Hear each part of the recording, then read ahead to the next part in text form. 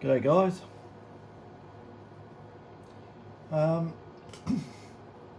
Mucking around with some chemicals and brews of chemicals in relation to this white paint on the Minelab detectors. And I came up with a mix of solvents,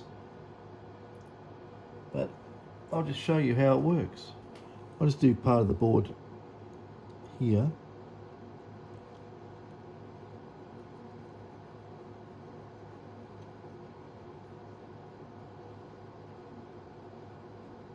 Okay.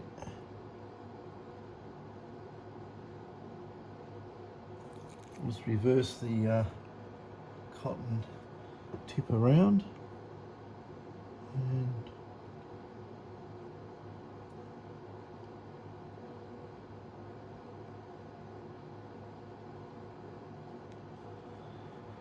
there you go. Works quite well. I think Minelab want to keep their secret sauce secret, so I don't think I should disclose what the magic is, but I'll just do an IC down here. Say you wanted to resolder the legs. I know that conformal coating's a real pain. There you go, you can get to it really easy. Get to these ones.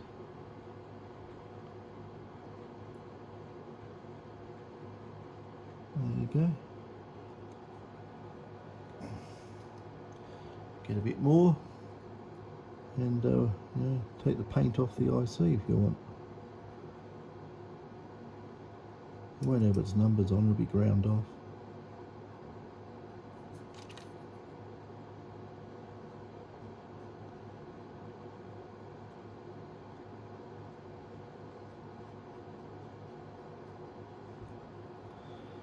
So, yeah, you could probably dip the whole board in this and it would all come up nice and clean. But there's no need to take the coating off unless you're doing repair work. On this one here, I don't know if you can see this. This is quite funny actually. I'll zoom in. How do I do this? Do that, undo that. Ooh. Where am I? Okay. Now, I'll see if I can get in a bit closer. Right. Oh, it's gonna get awkward. I don't know if you can even see that. I think it's as far as I can go. Put a bit more light down on the subject.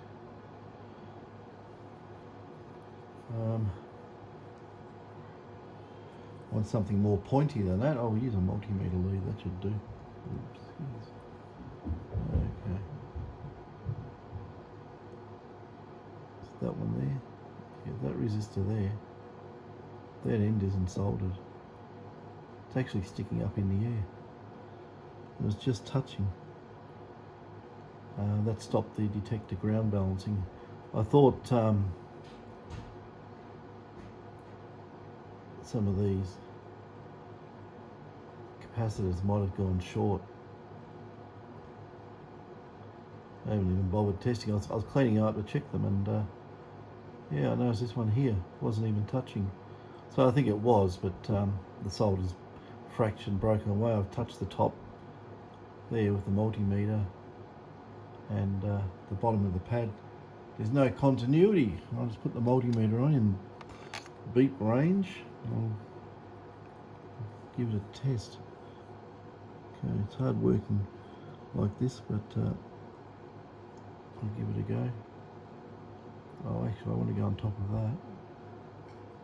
Oh dear me, this is hard. But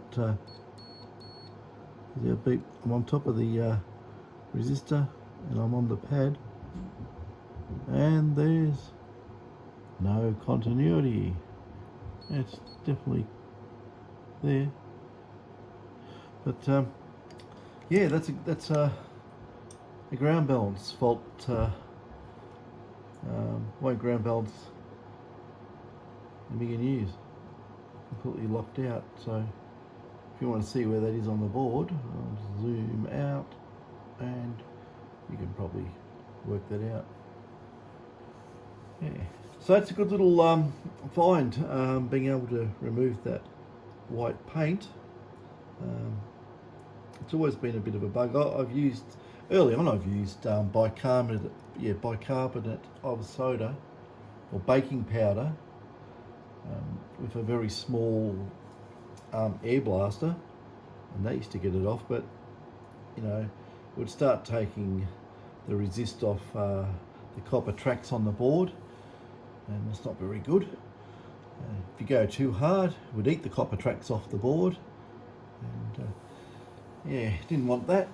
So I think been many attempts at getting that white paint off the board, and you know, I've seen people use some nasty stuff. There's some paint stripper which you can only get in Europe, and I think one of the guys got it from Bulgaria or somewhere, Poland or somewhere over there, and that would eat it away, but you'd have to leave it on for 24 hours, and you know, it's super caustic type stuff, and it probably might do more damage. I know people have used methylene chloride on these boards to clean them, and kissed the poor old board goodbye. It gets under all the small ICs, like the one I just took the paint off the top on, and if it gets under the legs of these, if you soak the whole board in it, it gets under everything, and what it does, it actually starts eating into the copper, and it doesn't eat through. Well, if you leave it long enough, it will eat through the copper, but what it actually does is it makes a conductive goo that half sets under all the chips, and there's no way known the board will ever work again unless you remove every IC and clean them all up and scrape it out, and then try and solder them all back on, which, you know, that would be a massive job doing that. I don't want to do it. I'd rather use this method I found here. Let's put a little bit more of my stuff on it, and you know, what do we want to work on? I've already done that, but yeah. I thought it was a front end problem, as you can, I don't know, you can't see, but I've been over the front end here.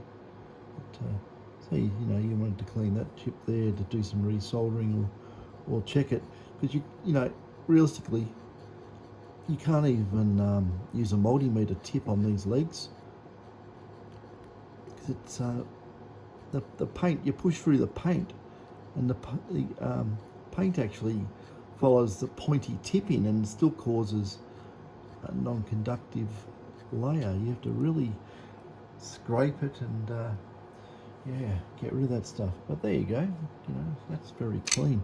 I didn't know it would come off you know, so clean and easy. Because I have seen on some repaired boards from Minelab that, you know, they actually look like this. You know, they're very, very clean, and you know, the edges are very sharp where it's been cleaned off. Exactly the same as that. So maybe I've hit the magic witch's brew or something to remove that conformal coating. Anyway, I better fix that solder that other resistor down, make this board work. So anyway, bit of information.